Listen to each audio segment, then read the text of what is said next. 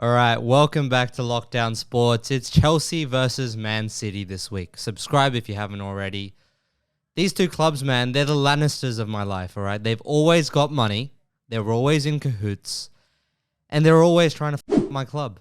Anyways, let's talk about the two teams. Manchester City, everyone's favorites. Everyone's FPL, who's starting this week team, all right? Formidable. Inevitable. I say it 3 times because I've got 3 points here. All right. You talk about defensively. Yes. You get the ball back off them. They've got it back within 5 seconds. In terms of possession, they're keeping the ball for around 60, 70 minutes of the game. You're barely getting a sniff. All right. And in front of goal. All right. The real inevitable players. You saw against Everton. 60 minutes. Doesn't matter how long it is, you don't have a shot on target. You know the goal's coming, and you know there's more than one coming. So that's what Manchester City are. The inevitable team, all right? All the glory you give to Fergie time, you have to give to this team as well, all right? You talk about moments. It's not actually the possession play. It might be a set piece. It might be so many of these little 1%ers that take them to the top. And I'm really scared, guys. I'm really scared they're going to do the treble again. So this is a call to all my fellow comrades, okay? We need to band together. The time is now, all right? It's us against Man City, all right? 19 versus 1. Now, on the flip side, can any of you make the case that Manchester City is an unwatchable team? Now, most people will say, look, they don't have the fans, all right? They're all a bunch of plastics. Well, I'd like to remind you guys, all right? That winning matters, all right? Sometimes there's some glory hunters from the other side of the world, okay, that can revolutionize your fan base, all right? They can take it worldwide, all right? And, I might be a part of that. I'm not going to say too much, but that's what can happen with Man City. So that argument, I think we can push to one side. Yes, they don't fill up a stadium. But the arguments that really matter to me are Man City an unwatchable team. It's the actual football they play, all right?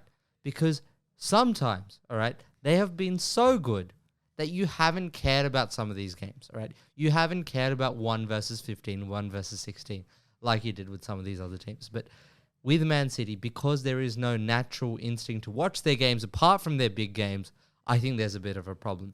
And when you do watch them play, all right, this is the one criticism of Pep Guardiola. It's not fun, all right? Football is meant to be fun, all right? Organically, what does that mean? It means running forward with your fullbacks. What does Pep Guardiola do? The exact opposite. The exact opposite, all right? Everyone is in a state of control, okay? Everyone is playing a game of basketball without a shot clock. Do you know how unproductive that is at times? Do you know how many sideways passes that are boring for me, but are so effective against an opposition in the Premier League, all right? All the sideways, all the backwards, all the moments where they could have gone but didn't, all right? All of that build up just for the sake of control. And Pep Guardiola should be respected for getting to this level where you can control games to a T, but admired for what he's done at Man City, considering how boring a lot of their games are, to me is a push, okay? Pep Guardiola has changed the game.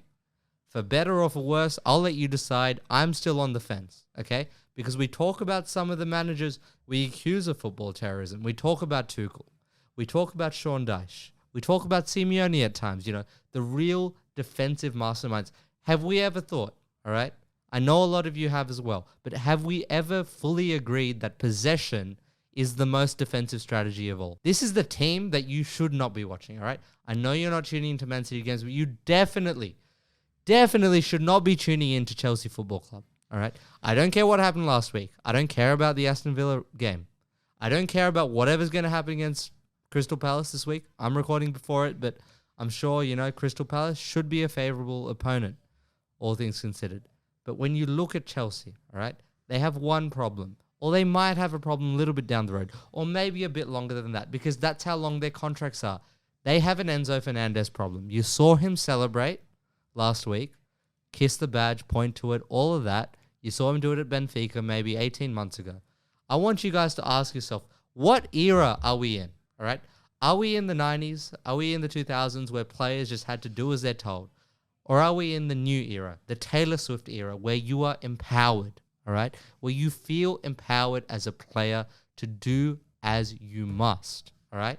So everything that comes with that, you know what that means?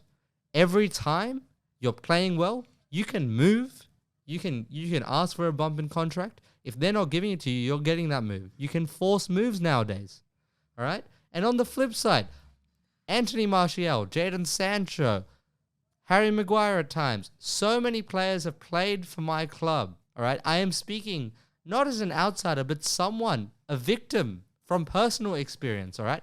I'm speaking to you because I've seen it happen on the flip side. When the players aren't playing well, they stay. They at times ruin the core of what your club is going to be for the next 5, 6, 7, 8, 9.5 years, all right? We've all seen the salary cap table.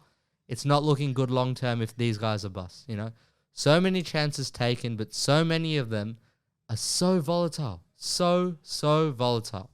Now, that's enough about the death row contracts. You know, we talk so much about Chelsea's problems. I don't want to focus on the tactical problems. We've already done that a couple weeks back, but that for me is the big things now. Off the pitch, how are you fine-tuning your squad? Because that side of the management is so important, and Chelsea has been so radical.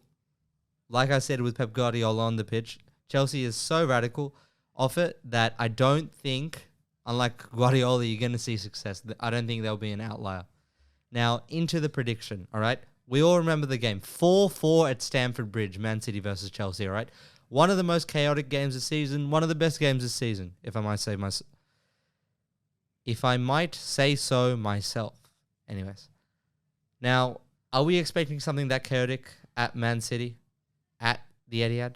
Are we expecting Chelsea to actually be able to replicate that sort of performance? I don't think so. I do think they get on the score sheet, though. And that's because of what Man City's doing. These defensive rotations, you know, we've all heard the quotes, defense wins you the title, all right? Attack wins you games, all of that. Now, with my friend Sir Alex Ferguson, I'm going to ride with him on this one. I think there's too much defensive rotation. When it comes to the fullbacks and the back line with Man City, I think it's borderline unnecessary. Yes, everyone needs minutes, but I think they will concede. But, guys, we're talking about Manchester City here, all right? Over 95 minutes, can you stay compact as one of the best defensive teams in the league? Maybe not. Chelsea aren't that. Chelsea are an average, maybe just above average defensive team right now. So you talk about where they are, what is expected. I'm expecting at least 3. At least 3 Man City goals, all right? You cannot stay compact for that long. Yes, you have guys that can run, but can you concentrate over that period of time?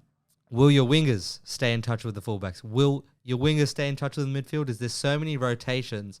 Are you going to have the level of concentration on top of the physical aptitude, all right, to stay in this game? And the answer, it's an easy one for me, guys. No. Anyways, stay tuned. Subscribe if you haven't already. That's it from me. And I remind you, this is a call to arms. It's us, the rest of the world, against Manchester City. We are not going to let a double treble happen. Anyways, stay tuned, stay locked in, subscribe for more.